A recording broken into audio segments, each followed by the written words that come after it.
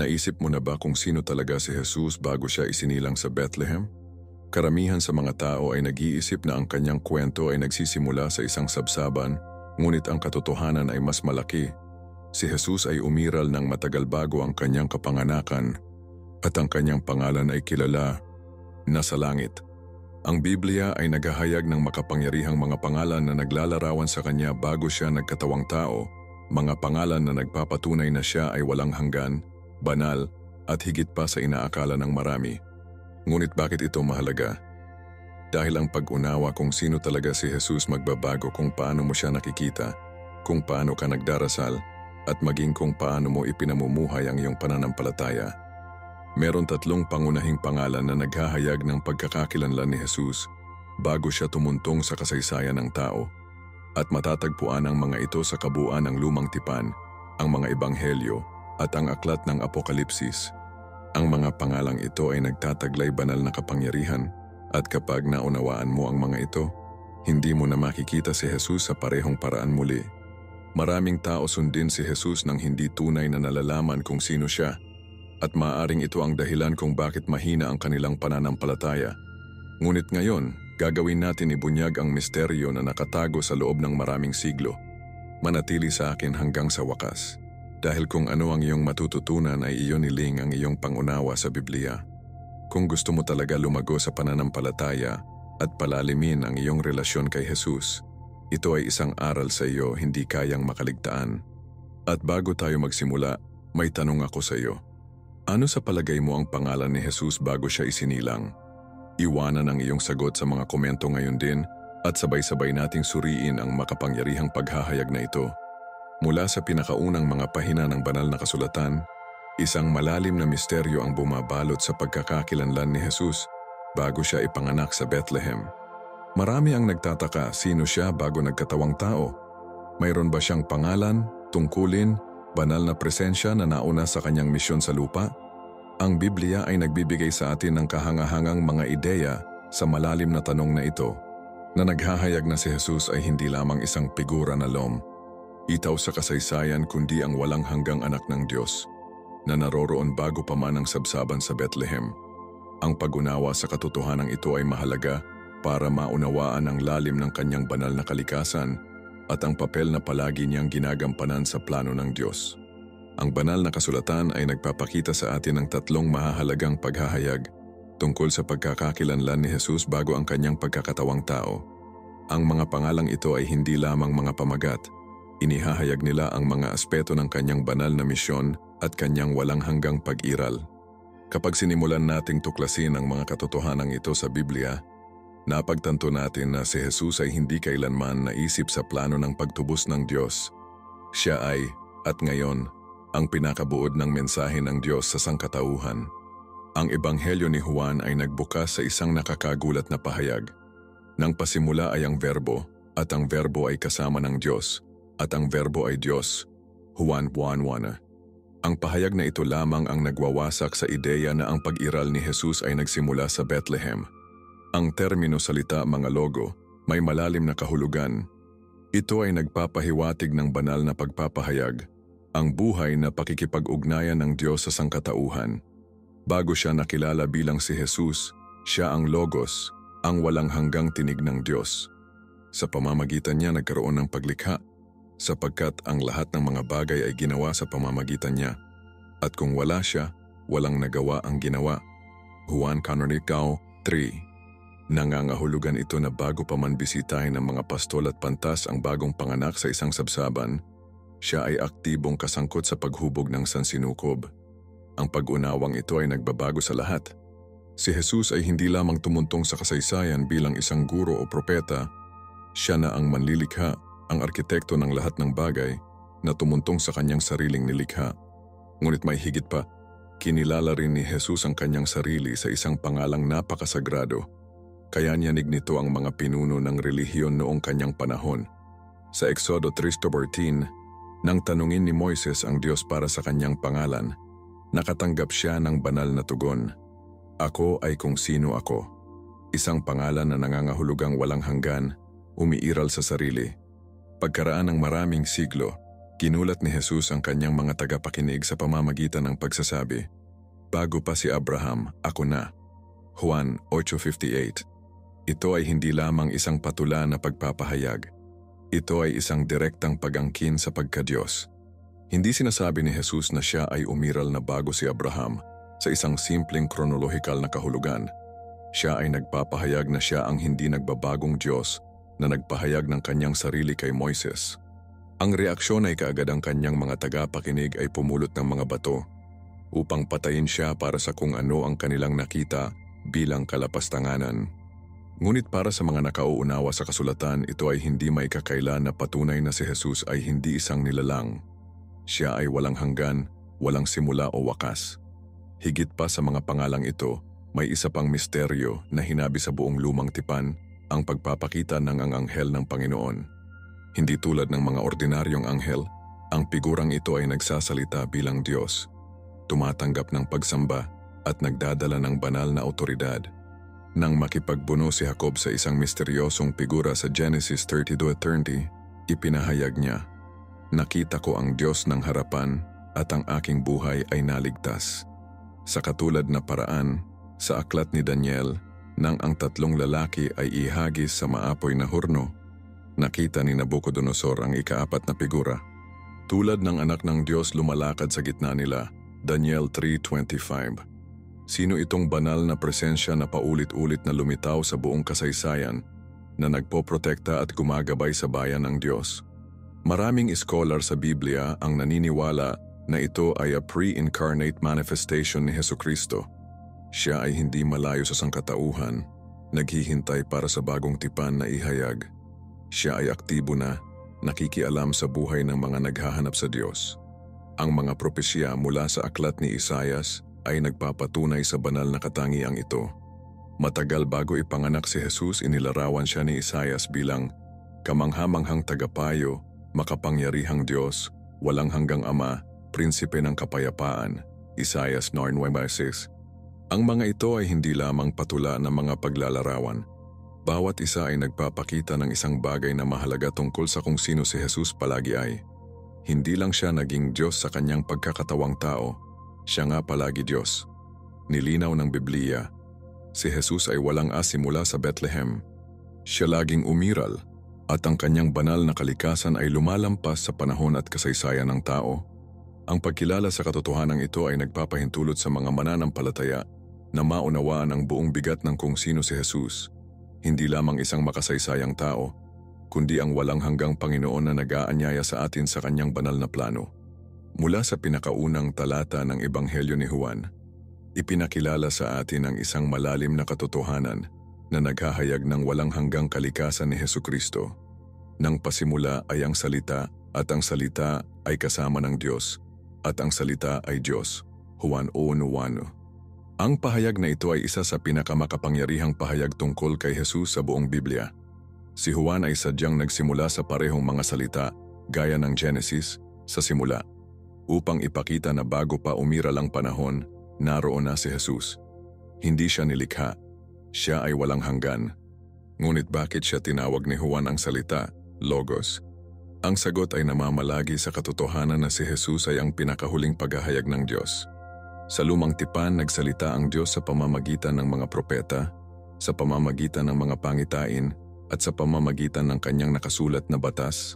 Ngunit kay Jesus, nagsalita siya sa pinakatuwirang paraan na posible, sa pamamagitan ng pagkakaroon ng laman at pamumuhay kasama natin. Si Jesus ay hindi lamang isang sugo ng Diyos, siya ay ang mensahe ng Diyos. Ang salitang Griego mga logo ay lubhang makabuluhan kapwa sa mga Hudyo at mga Griego. Para sa mga Hudyo, ang salita ng Diyos ay makapangyarihan sa pamamagitan ng salita ng Diyos na likha ang sansinukob. Awit 33:6. Nang magsalita ang Diyos, nagkaroon ng mga bagay. Kaya kapag tinawag ni Juan si Jesus ang salita, inihahayag niya na si Jesus ang mismong puwersa ng paglikha, ang banal na kapangyarihan sa likod ng lahat.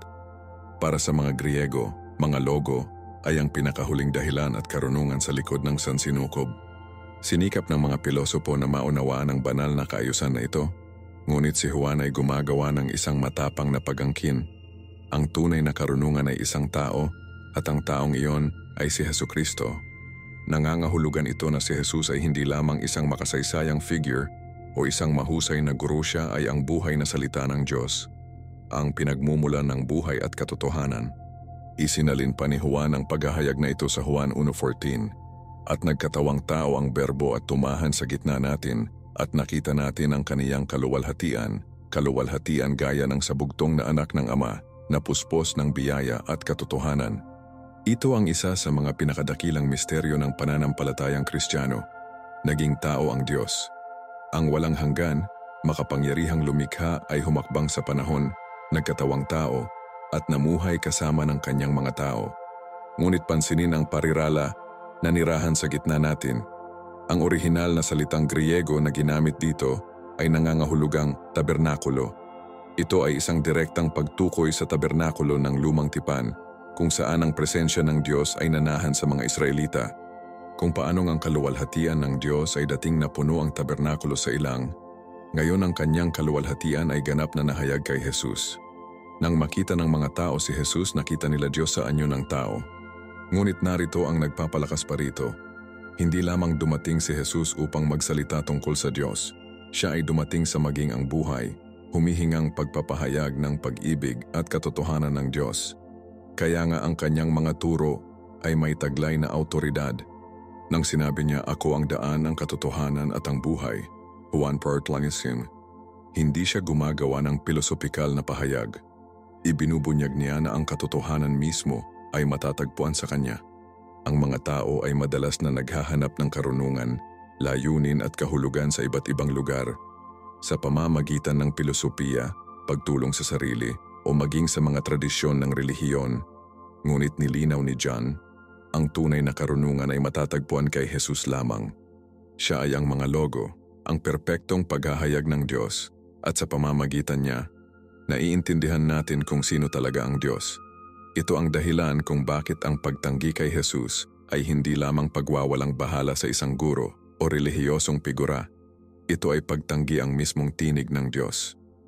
Maraming tao ngayon ang nagsisikap na ihiwalay si Jesus mula sa kanyang banal na pagkakakilanlan, na nakikita lamang siya bilang isang guro sa moral. Ngunit hindi pinahihintulutan ng Ebanghelyo ni Juan ang interpretasyong iyon. Nilinaw niya na si Jesus ay Diyos, at ang pagkakilala kay Jesus ay ang pagkakilala sa Ama, Juan 14:9. Ito ang dahilan kung bakit ang pananampalataya kay Jesus ay ang lamang daan patungo sa buhay na walang hanggan. Hindi siya one way sa marami. Siya ang salita, ang liwanag, at ang katotohanan. Ang pag-unawa sa katotohanan ito ay dapat punan ng bawat mananampalataya ng sindak at paggalang, dahil nangangahulugan ito na kay Jesus, hindi lamang tayo may kaalaman. Tungkol sa Diyos, mayroon tayong direktang relasyon kasama siya. Ang isa sa pinakamakapangyarihan at kontrobersyal na mga sandali sa ministeryo ni Jesus ay naganap nang sabihin niya ang mga salita, "Bago pa si Abraham ako na," Juan 8:58. Para sa modernong pandinig, ito ay maaaring parang isang simpleng pahayag tungkol sa umiiral na bago si Abraham. Ngunit sa kanyang mga Hudyo na tagapakinig, ito ay isang hindi mapag-aalinlanganang pag-aangkin sa pagka-Diyos. Bakit kasi ako nga ay ang pangalang ipinahayag ng Diyos kay Moises sa nagniningas na palumpong? Sa Exodo 3:14, nang tanungin ni Moises ang Diyos ng kanyang pangalan, tumugon siya, "Ako ay kung sino ako." Ang pangalang ito ay nagpapahiwatig ng ganap na pag-iral. Ang Diyos ay hindi nakatali sa panahon, espasyo o limitasyon ng tao. Sa pamamagitan ng paggamit ng pangalang ito para sa kanyang sarili, ipinapahayag ni Jesus na siya ay ang parehong walang hanggang Diyos na nagsalita kay Moises, ang hindi nagbabago at umiiral na Panginoon. Ang pag-aangkin na ito ay labis na nakakabigla na ang mga pinuno ng relihiyon ay agad na pumulot ng mga bato upang patayin siya para sa kalapastanganan. Alam na alam nila kung ano ang kanyang sinasabi. Tinutumbasan niya ang kanyang sarili, Yahweh, ang Diyos ng Israel. Hindi lang ginamit ni Jesus ang pangalan "Ako nga" minsan. Sa buong mga ebanghelyo, paulit-ulit niyang ipinakilala ang kanyang sarili sa banal na titulong ito na naghahayag ng iba't ibang aspeto ng kanyang kalikasan. Sa Juan 6:31 sinabi niya, "Ako ang tinapay ng buhay na nagpapakita na siya ang tanging pinagmumula ng espiritual na pagpapakain." Sa Juan 8:12, ipinahayag niya, Ako ang liwanag ng mundo, na naghahayag na siya lamang ang nagdadala ng katotohanan at patnubay sa mundong puno ng kadiliman. Sa Juan 10:11 sinabi niya, "Ako ang mabuting pastol na nagpapakita ng kanyang malalim na pagmamahal at pangangalaga sa kanyang mga tao." Ang mga pahayag na ito ay hindi basta-basta mga metapora. Ito ay matapang na pagpapahayag ng kanyang banal na tungkulin. Sa tuwing sinasabi niya, "Ako nga," siya ay direktang iniuugnay ang kanyang sarili sa Diyos ng lumang tipan, na nagpapakita na siya ang katuparan ng lahat ng ipinangako. Ngunit ano ang ibig sabihin nito para sa atin ngayon? Ibig sabihin ay si Jesus ay hindi lamang isang makasaysayang figura o isang matalinong guro. Siya nga Diyos sa katawang tao. Nang sinabi niya, "Ako ang daan, ang katotohanan at ang buhay," Juan 14:9, hindi siya nag-aalok ng isang relihiyosong landas sa marami. Sinasabi niya iyon, siya lang ay ang pinagmulan ng kaligtasan. Ito ang dahilan kung bakit dinadala ang pangalan ni Jesus walang kaparis na kapangyarihan. Nang pagalingin ni Pedro ang isang tao sa mga Gawa 3:6, hindi niya ito ginawa sa pamamagitan ng kanyang sariling autoridad. Sabi niya, "Sa pangalan ni Hesukristo ng Nazaret, lumakad ka." Ang pangalan ni Jesus ay hindi lamang isang tatak. Ito ay kumakatawan sa mismong presensya at kapangyarihan ng Diyos.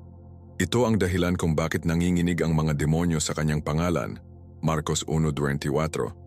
Kung bakit ang mga panalangin ay sinasagot sa kanyang pangalan, Juan 14:13. At kung bakit ang kaligtasan ay hindi matatagpuan sa ibang pangalan, mga Gawa 4:12. Ipinapaliwanag din nito kung bakit ang pananampalataya kay Jesus ay mahalaga. Ang paniniwala kay Jesus ay hindi lamang tungkol sa pagsang-ayon sa kanyang mga turo. Ito ay tungkol sa pagkilala kung sino talaga siya. Ang mga pinuno ng relihiyon noong kanyang panahon ay nakakita ng kanyang mga himala, narinig ang kanyang mga salita, at gayon paman ay tumangging maniwala. Gusto nila ng Mesyas, ngunit hindi nila matanggap iyon ang Mesyas ay ang Diyos mismo.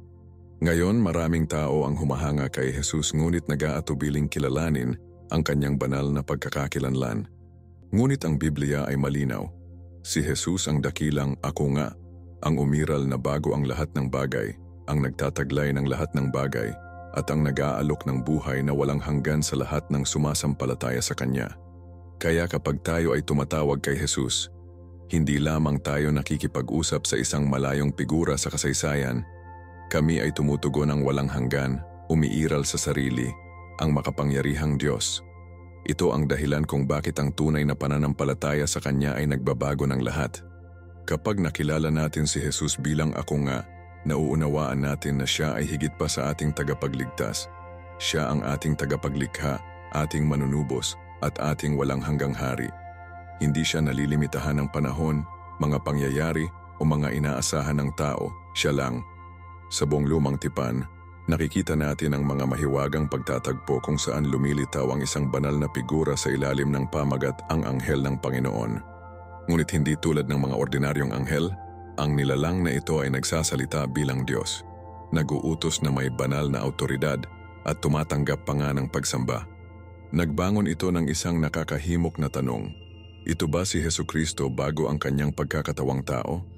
Naniniwala ang maraming eskolar sa Biblia, at kung susuriin natin ang mga talatang ito ng maigi, makikita natin ang isang pattern na tumuturo sa pakikipag-ugnayan ni Jesus sa sangkatauhan bago pa man ang Bethlehem. Ang mga pagpapakitang ito ay hindi basta-basta. Inilarawan nila ang kanyang darating na tungkulin bilang ang tagapamagitan sa pagitan ng Diyos at ng tao. Hindi tulad ng mga nilikhang anghel na naglilingkod sa Diyos, ang anghel na ito ay nagsasalita bilang Diyos mismo, na nagsisiwalat na ito ay hindi ordinaryong mensahero, kundi ang pre-incarnate na Kristo. Isa sa mga pinakamalinaw na halimbawa ay matatagpuan sa Genesis 32, kung saan buong gabi ay nakipagbuno si Jacob sa isang banal na nilalang. Nang matapos ang pakikibaka, ipinahayag ni Jacob, "Nakita ko ang Diyos ng harapan, ngunit ang aking buhay ay naligtas." Genesis 32:30. Sino ang figurang ito? Hindi pinapayagan ng mga ordinaryong anghel ang kanilang sarili na makita bilang Diyos. Ngunit dito, nakilala ni Jacob ang banal na presensya sa pagtatagpong ito. Ang isa pang kapansin-pansin na halimbawa ay matatagpuan sa Exodo 3, kung saan nakatagpo si Moses ang nasusunog na palumpong.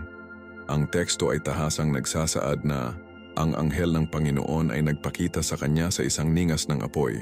Exodo 3:2.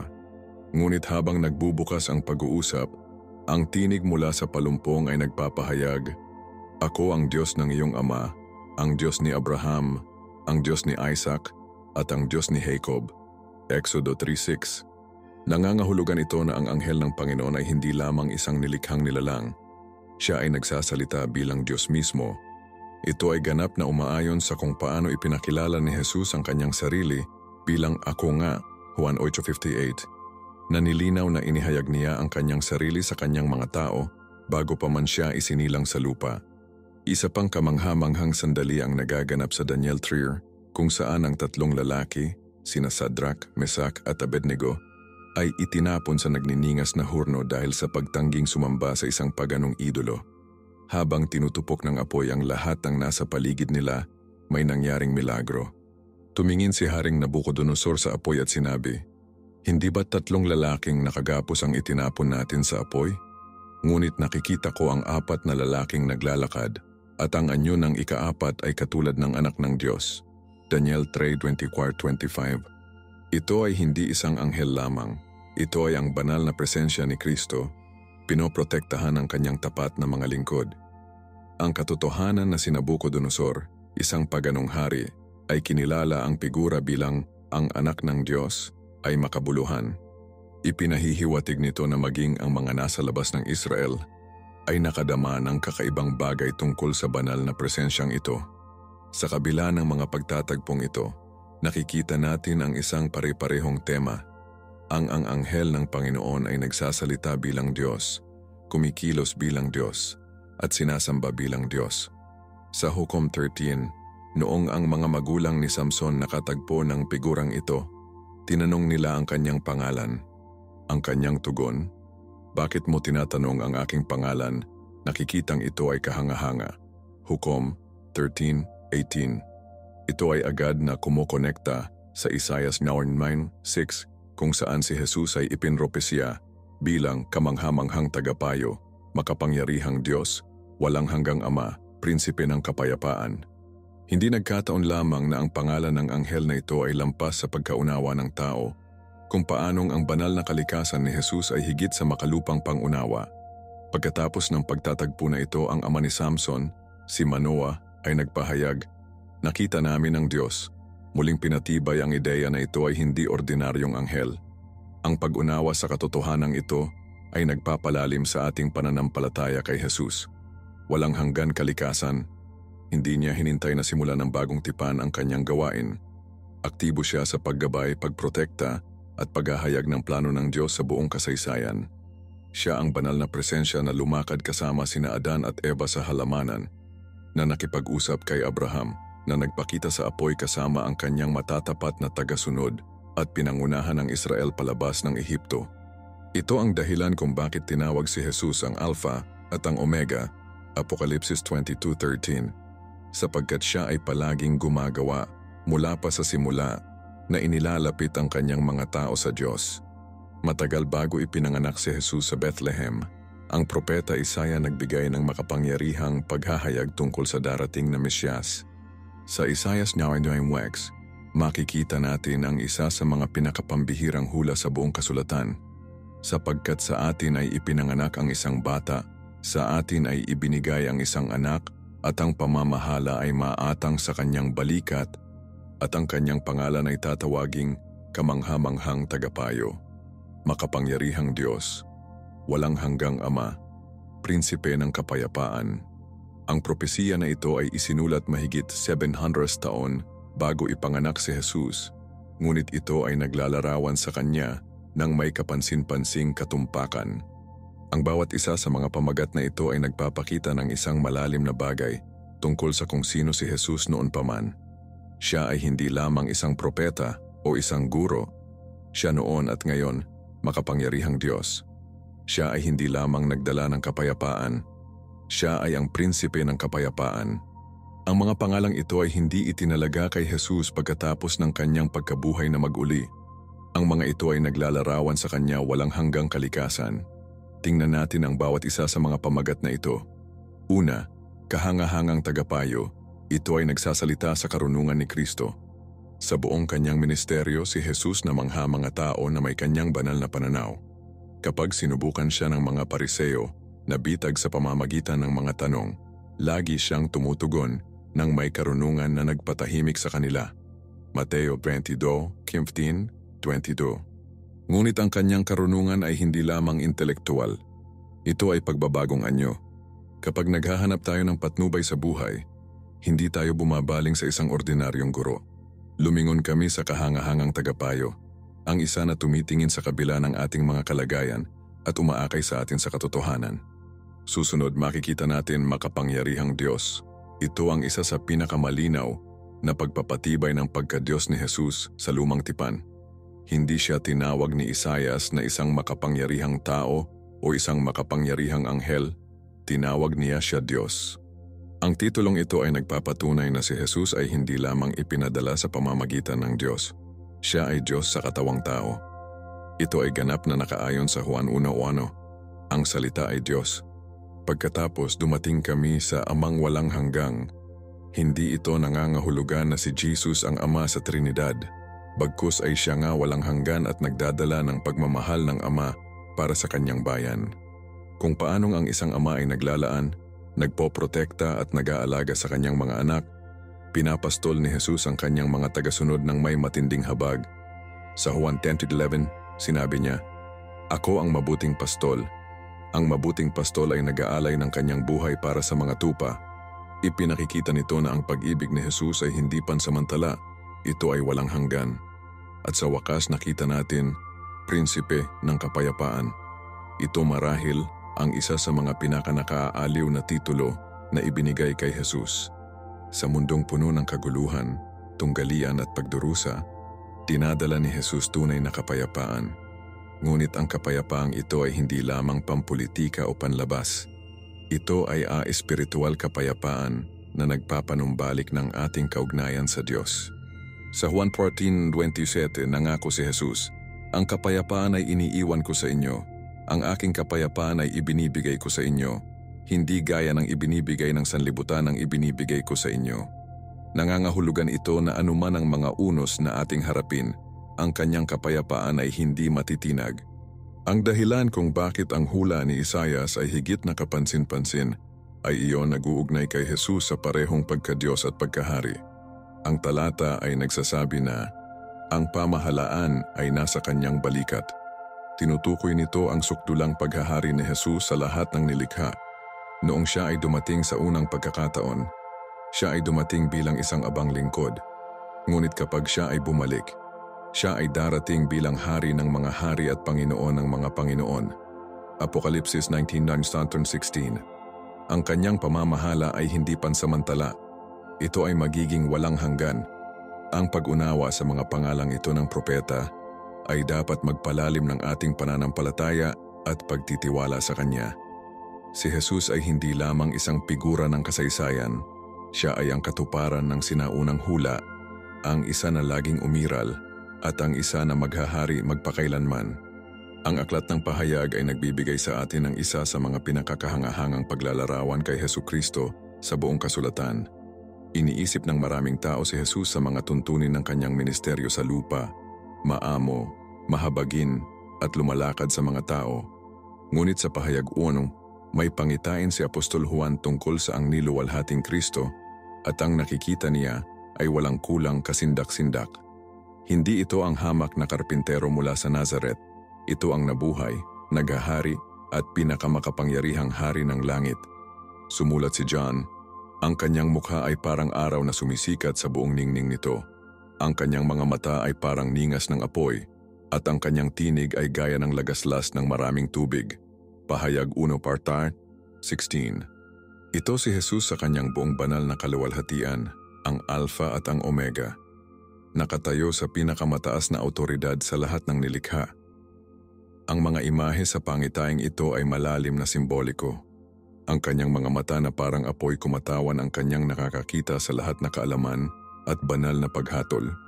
Walang nalilihim sa kanya.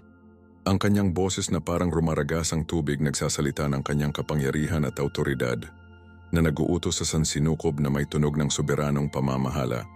Ang kanyang robe at gintong sintas ipahiwatig ang kanyang tungkulin bilang mataas na pari at hari, na nagpapaalala sa atin na siya ang ating tagapamagitan at ating pinuno.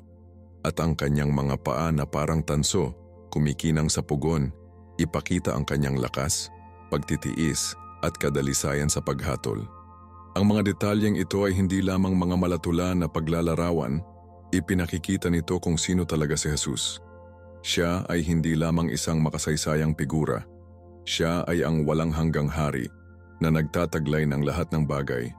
Nang makita ni Juan si Jesus sa nagniningning na kaluwalhatiang ito, ang kanyang reaksyon ay kaagad.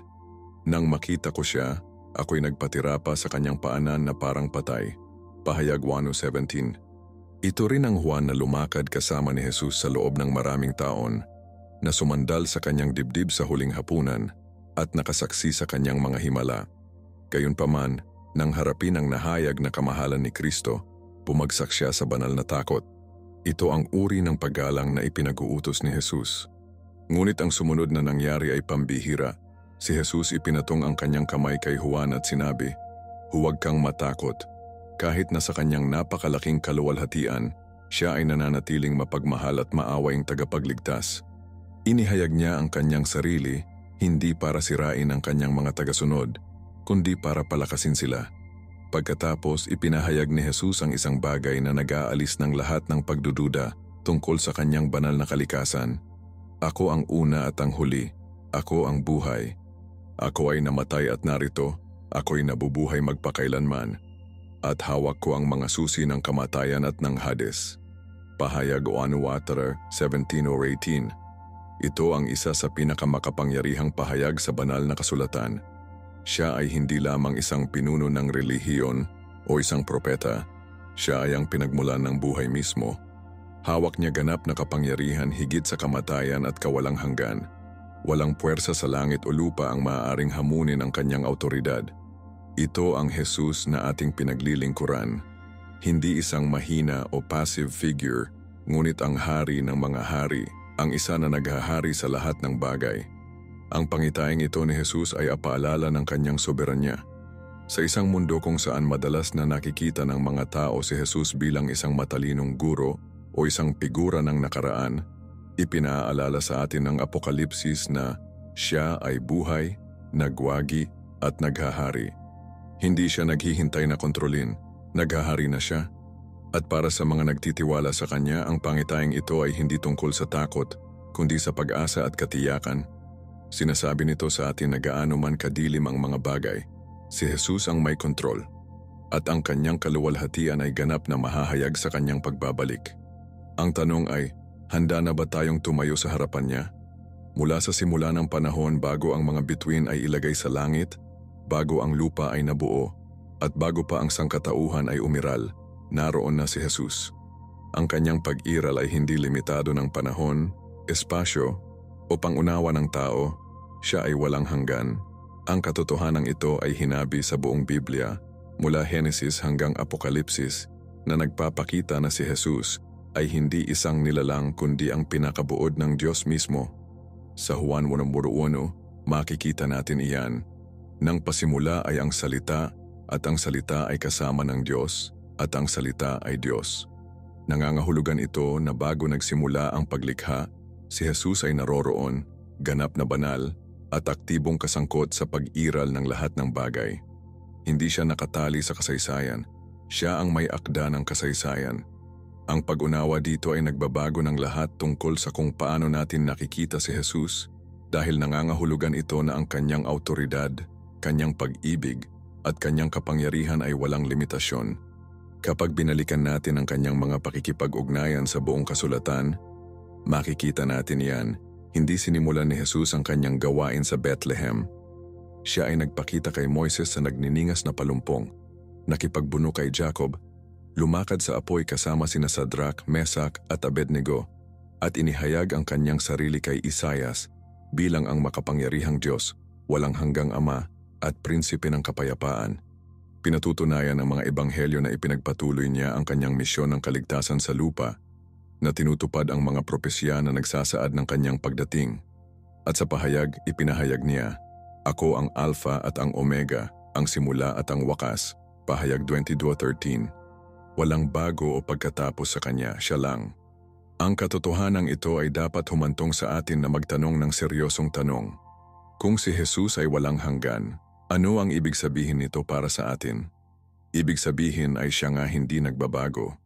Sa mundo kung saan nagbabago ang lahat, kung saan bumabangon at bumababa ang mga tao, kung saan nagbabago ang mga pangyayari sa magdamag, si Jesus ay nananatiling pareho. Sinasabi sa atin ng Hebreo 3:8, si Jesucristo ay siya ring kahapon, ngayon, at magpakailanman. Ito ang dahilan kung bakit ang ating pananampalataya ay dapat na nakaugat sa Kanya, dahil siya lamang ang matibay na pundasyon na hindi matitinag. Ang parehong Jesus na lumakad kasama ni Adan, na nakipag-usap kay Abraham, na gumawa ng mga himala sa Galilea at nagpahayag ng kanyang kaluwalhatian kay Juan, siya ang parehong Jesus na lumalakad kasama natin ngayon. Ang kanyang mga pangako ay hindi kumukupas. Hindi nabawasan ang kanyang kapangyarihan. Ang kanyang pag-ibig ay kasing lakas na ngayon gaya nung dinadala niya ang krus sa Kalbaryo. Ibig sabihin din nito, buhay na walang hanggan ay totoo. At ito ay matatagpuan lamang sa Kanya. Si Jesus ay hindi dumating para lamang magturo ng mga moral na aral o magbigay ng inspirasyon sa mga tao. Siya ay dumating ialay ang kaloob ng kaligtasan. Sa Juan 1:25, ipinahayag niya, "Ako ang muling pagkabuhay at ang buhay. Ang sumasampalataya sa akin bagamat siya'y mamatay, gayon may mabubuhay siya." Kung si Jesus ay walang hanggan, kung gayon ang mga nagtitiwala sa Kanya ay makakabahagi sa kawalang hanggan na iyon. Ang kamatayan ay hindi ang wakas para sa mga kay Kristo. Ito ay simula lamang ng buhay sa Kanyang maluwalhating presensya. Ito ang dahilan kung bakit ang pananampalataya kay Jesus ay hindi opsyonal. Ito ay ang pagkakaiba sa pagitan ng buhay na walang hanggan at walang hanggang pagkahiwalay sa Diyos. Kaya ngayon ang tanong ay personal. Kilala mo ba talaga ang walang hanggang Jesus? Hindi lamang bilang isang pangalan sa Biblia, hindi lamang bilang isang relihiyosong figura, kundi bilang ang buhay, walang hanggang tagapagligtas. Sino ang tumatawag sa iyo sa isang relasyon sa Kanya? Siya ay palagi nang umiiral at siya ay nag-aanyaya sa iyo na makasama siya ng walang hanggan. Nasa iyo ang pagpili, ang mamuhay para sa kung ano ang pansamantala o ilagay ang iyong pananampalataya sa isa na walang hanggan. Ngayong nakita mo na ang makapangyarihang mga pangalan ni Jesus bago siya pumarito sa lupa, may isang tanong na natitira upang itanong. Paano nito binabago ang iyong pananampalataya? Ang pagkaalam na si Jesus ay walang hanggan, na siya ay umiral na bago pa man ang Bethlehem, at na siya ay umiiral na, ang Alpha at ang Omega, dapat baguhin ang paraan ng ating pananalangin, ang paraan ng pagtitiwala natin sa Kanya, at ang paraan ng ating pamumuhay para sa Kanya. Siya ay hindi lamang isang figura ng kasaysayan, siya ang Diyos naghahari magpakailanman. Ikaw naman, alin sa mga pangalang ito ang pinakakinausap sa iyo? Ipaalam sa akin sa mga komento. Gusto kong marinig kung ano ang kapansin-pansin sa iyo sa paghahayag na ito. Kung may natutunan kang bago ngayon, huwag kalimutan i-like ang video na ito, mag-subscribe sa channel, at i-on ang mga notification kaya hinding-hindi mo makaligtaan ng isang makapangyarihang pagtuturo na tulad nito. At bago ka umalis, meron akong mahalagang bagay para sa iyo. May isa pang video sa screen ngayon na magpapalalim ng iyong pananampalataya. Mag-click dito at patuloy na lumago ang iyong kaalaman sa Jesucristo. See you there. Pagpalain ka ng Diyos. Marco